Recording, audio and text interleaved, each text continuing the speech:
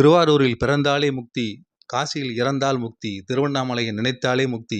திருவண்ணாமலையில் கிரிவலம் செல்வது ஒரு மறக்க முடியாத அனுபவம். 14 கிலோமீட்டர் கொண்ட கிரிவலப் பாதையை சுற்றி வர 3 மணி நேரம் முதல் 6 மணி நேரம் வரை ஆகலாம். கிரிவலப் பாதையில் கண்ணுக்கு தெரியாத சித்தர்கள் இருப்பார்கள் என்பதும் 1008 சிவலிங்கங்கள் மலையை சுற்றி புதைந்துள்ளது என்பதும் பரவலான நம்பிக்கை. மலையைச் சுற்றி எண்கோண வடிவில் 8 சிவலிங்கங்கள் உள்ளன.